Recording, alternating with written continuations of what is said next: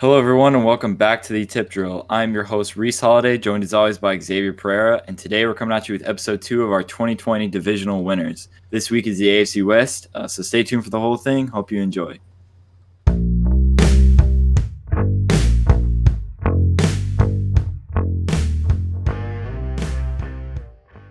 All right, so how this is going to work, Xavier's going to spin a wheel. He's going to give each of us two random teams out of the AFC West. We're going to give you our records for those teams, where they are in the division, one big win, one big loss for each team. And then we're going to finish out our 2020 division winners, the rest of the division for the AFC West, on Monday in our podcast. So hopefully stay tuned for that so you can figure out who we have in the AFC West in each position. So, X, go ahead and spin that wheel. I'll go first. All right, let's see what you get. You got the Chargers. I got the Chargers.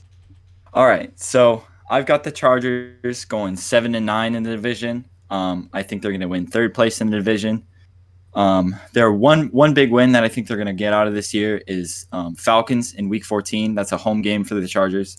It's really a battle of average teams. Chargers got better on defense. They signed some veteran presence in free agency with Chris Harris Jr.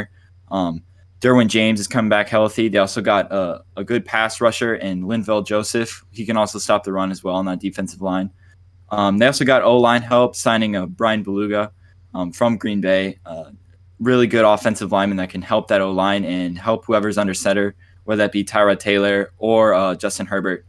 But they're going to – whoever starts – speaking of those quarterbacks, whoever starts that game, they're really going to take advantage of a weak Falcons defense.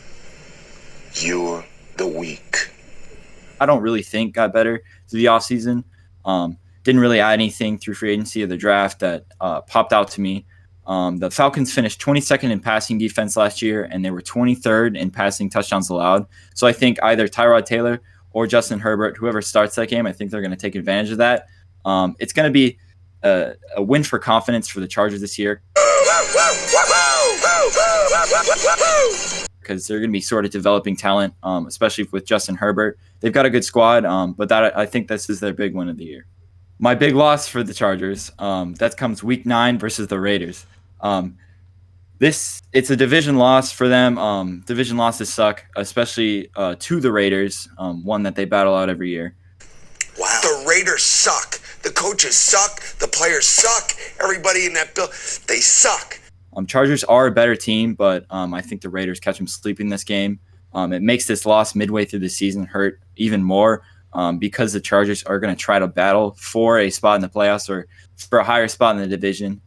The Raiders had a good draft. They drafted a lot of wide receivers, a lot of offensive talent. Henry Ruggs, Lynn Bowden Jr., Byron Edwards, all receivers that they drafted this year. So they got a lot of offensive talent. I think they're going to take advantage of a sleeping Chargers team in this game. So Raiders catch the Chargers sleeping here, and I think this is their big loss of the year. All right, X, spin the wheel for my second team. All right, team number 2. We got the Raiders. The Raiders. The Las Vegas Raiders. I think they're going to finish 5-11 in the division this year. I think they're going to finish last. So I got the two bottom teams in the division here. Chargers in third, Raiders in last. Raiders, they did improve this season, but I just don't think they're going to get off to a hot start like a lot of people are expecting them to. The big win that I've got them going for here is Week 3 versus New England. They get off to a good start with win number 2 here. I have them winning Week 1 against Carolina. The Patriots are no longer the juggernaut they used to be. Raiders, pretty much every AFC team, even the NFC team, struggled to beat New England, especially in Foxborough.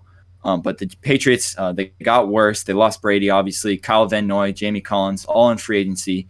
But they still have Belichick and solid players, a good defense.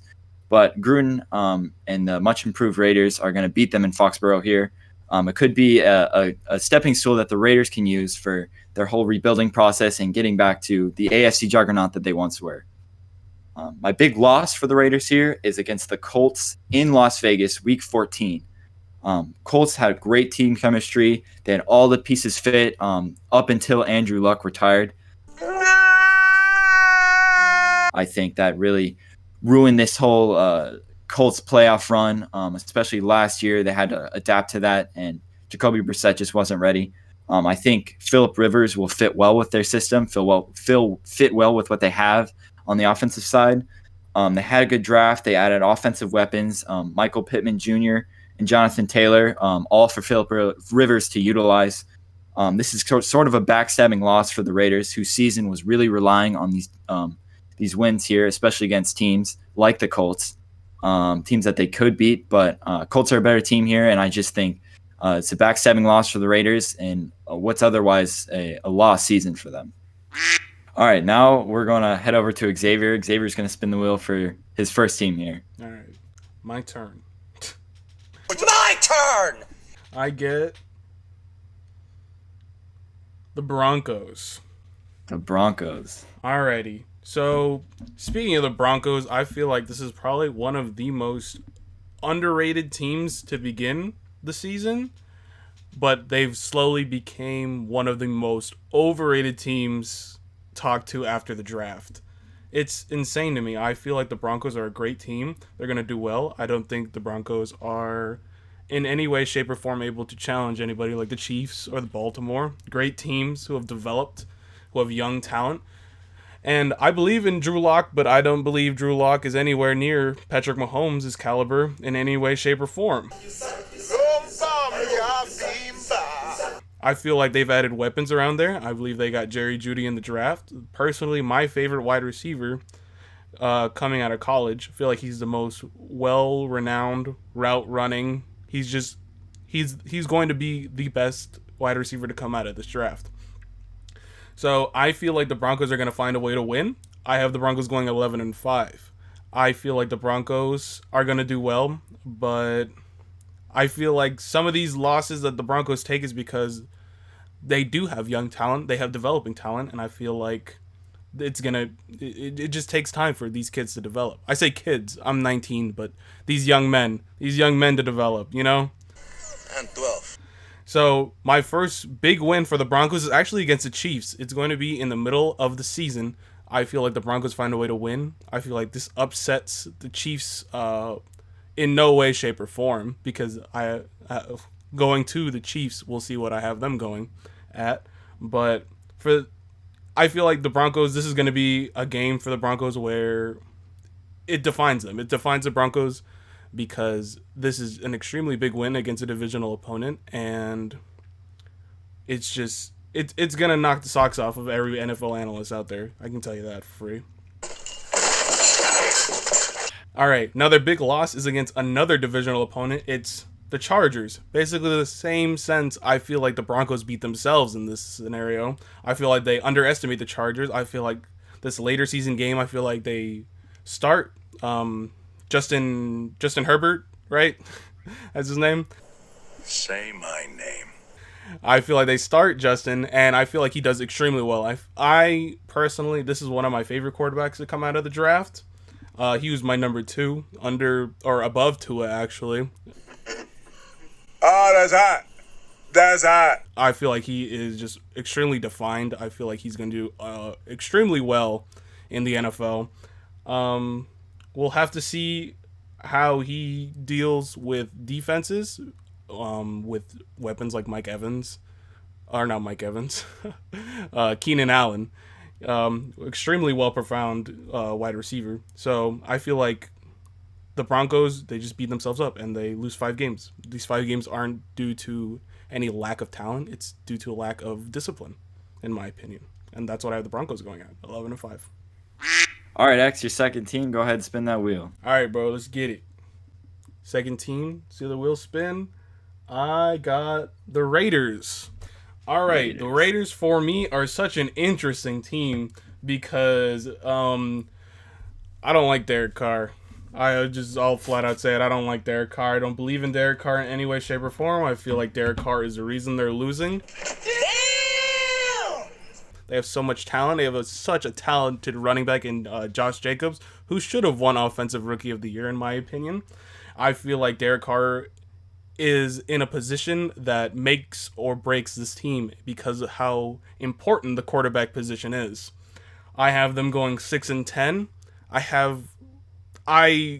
That's being very generous in my opinion. What can I say except you're welcome? I could have given them a horrible record because I don't think they got it in them. Their number one cornerback last year is the fourth string quarterback for the Jets, and that's saying something. So there's talent on this team. They just need to build it around the right person, and building around Derek Carr, in my opinion, is not going to do anybody any good except for Derek Carr and his bank account. Hello, I like money. So I have the Raiders going 6-10. Like I said, I actually have them upsetting the Bucks. The Bucks is that game where I was looking at the screen and I was like, I'll give it to the Raiders. That's it. I have nothing to say. The Raiders are a horrible team. They moved to Las Vegas. Las Vegas is going to have a garbage-like team to represent their city. Oh, I love trash.